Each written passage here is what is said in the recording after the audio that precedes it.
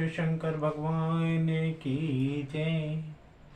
कर्पूरी गौरम करुणावतारम संसार सारम भुजगेन्द्रहारम सदा वसन्तं हृदयारविन्दे भवं भवानी सहितं नमामि। बोलो शिव शंकर भगवान की जय। हे मेरी माई सच्चियां जोता वाली माता जी त्वाड़ी सदा ही जय। हिमांचल के घर बहुत ही चहल पहल हुआ है, क्योंकि जब से हिमांचल जी ने सुना है कि मैना जी के गर्भ से माता जगदम्बा अवतरित होने वाली हैं, तब से हिमांचल का प्रसन्नता का कोई ठिकाना ही नहीं है। अतः उन्होंने मैना जी को यह प्रसंग आकर सुनाया और मैना जी भी बहुत ही प्रसन्न हो गई। तदुपरांत दोनों पति पत्नी गृहस्थ धर्म का अति उत्तम रीति से पालन करने लगे। मैना जी ने शिव जी की पूजा आरंभ कर दी तथा प्रतिदिन उन्हीं कार्यों में अपना समय भी व्यतीत करने लगी, जिनके करने से शिव जी प्रसन्न होते हैं। दोनों पति पत्नी शिव तथा शिवरानी के स्मरण कर ध्यान में मग्न रहते हैं और दिन रात उनकी स्तुति और आराधना करते हैं। मेरे प्यारे शिव भक्तों, जब नारद जी ने शिव जी के परम भक्त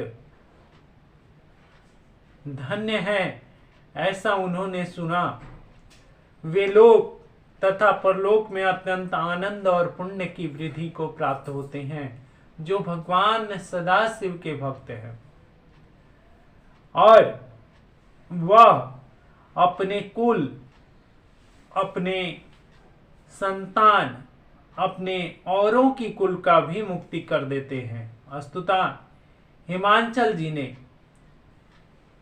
भगवती जगदम्बा की आराधना आरंभ कर दी और मैना से भी कहा कि तुम अपनी तपस्या द्वारा माता जगदम्बा को प्रसन्न करो।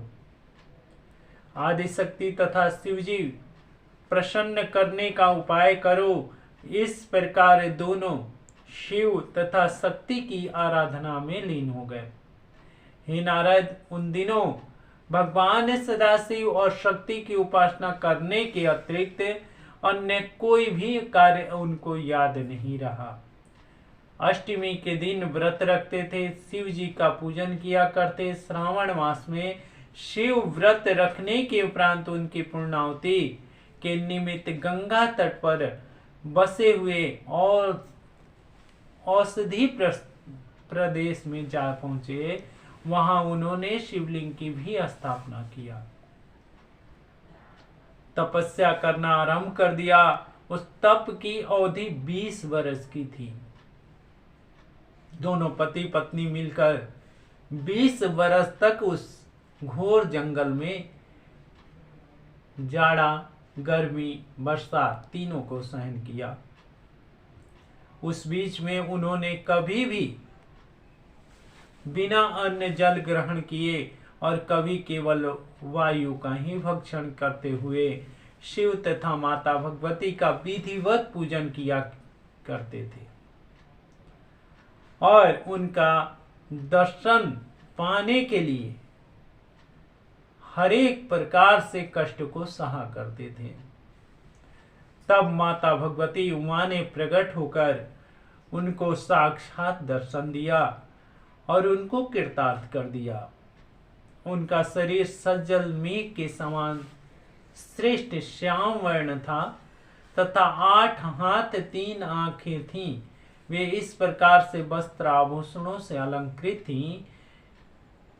हे नारद, तब उन माता भगवती ने प्रकट होकर मैना जी से कहा कि हे मैना, तुम अपने मनोरथ को प्रकट करके जो चाहो वह वर हमसे मांग लो। हे नारद, जब मैना ने अपने नेत्र खोले तो देखती हैं कि माता भगवती जगदम्बा बिल्कुल सामने साक्षात स्वरूप देवी स्वरूपा में प्रकट होकर उन्हें दर्शन दे रही हैं। वह प्रसन्नता के मारे उनके नेत्रों से आंसू छलक गए और वे मां के चरणों में गिर पड़े। माता मैना ने उन्हें साष्टांग दंडवत प्रणाम किया और कहा कि हे पतिदेव, आज हमारे भाग अति उत्तम हो गए कि माता भगवती ने हमें साक्षात दर्शन दिया। हे माता, मेरे धन्य भाग्य है जो मुझे आपके दर्शन प्राप्त हो गए और मेरा अहो सौभाग्यवत अचल, मैं इस समय आपकी स्तुति करना चाहती हूँ, परंतु हे माता, न तो मुझे कुछ ज्ञान ही है, ना ही मैं विद्या को जानती हूँ जिससे आपकी अपनी इस अभिलाषा को पूर्ण कर सकूं। यह सुनकर भगवती महामाया ने मैना के शरीर को अपने हाथ से स्पर्श कर दिया, जिसके कारण उसी समय उन्हें श्रेष्ठ ज्ञान की प्राप्ति हो गई। अत्यंत प्रेम मग्न होकर आंखों से अश्रुधारा बह निकला। तब वह प्रेम मग्न होकर उसी समय कठिन से कठिन शब्दों का उच्चारण करते हुए माता की स्तुति करने लगी और श्रेष्ठ पदावली में जगदम्बा की बड़े बड़े स्तुतियां सुनाने लगी, जिसे बड़े बड़े विद्वान भी अच्छी तरह नहीं समझ पाते। उस स्तुति को सुनकर माता भगवती जगदम्बा मैना जी पर अत्यंत प्रसन्न हो गई और बोली कि हे मैना, जो व्यक्ति इस स्तुति को सुनेगा अथवा पढ़ेगा वह अपने संपूर्ण मनोरथ को प्राप्त हो जाएगा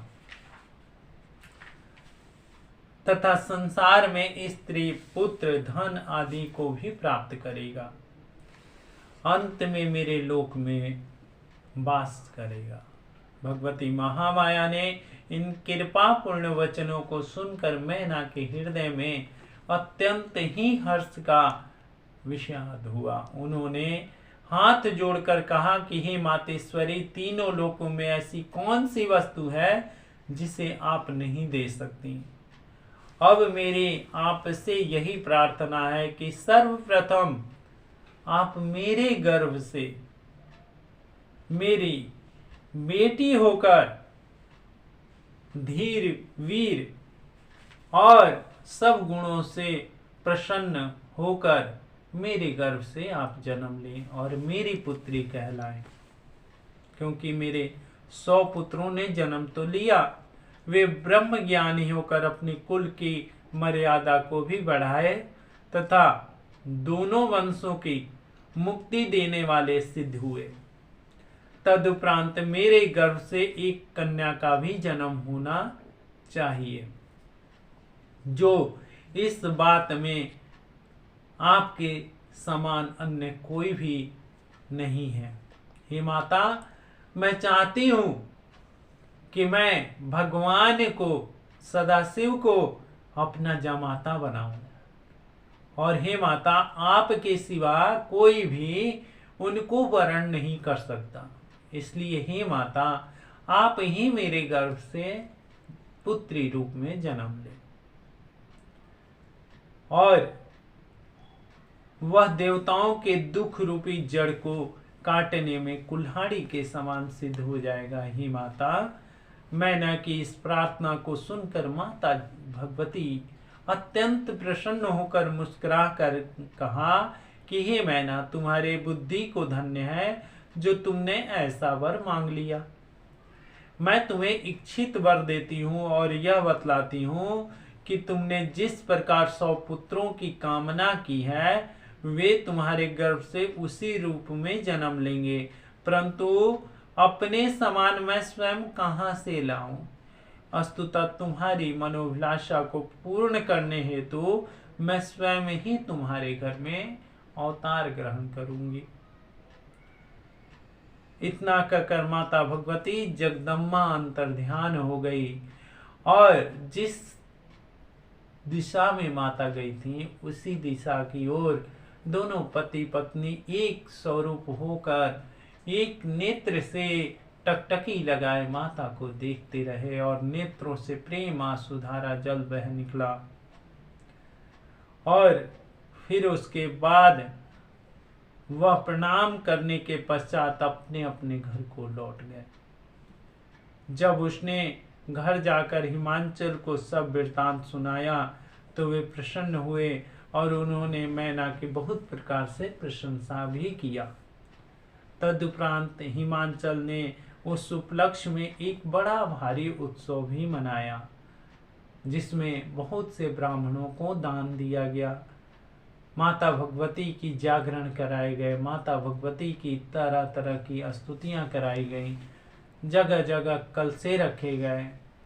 इस तरह माता की बहुत प्रकार से उन्होंने सेवा किया, जिसके कारण उनके घर स्वयं माता भगवती जगदम्बा ने अवतार दिया। बोलो जयकारा शेरों वाली जी दा, बोल साचे दरबार की जय।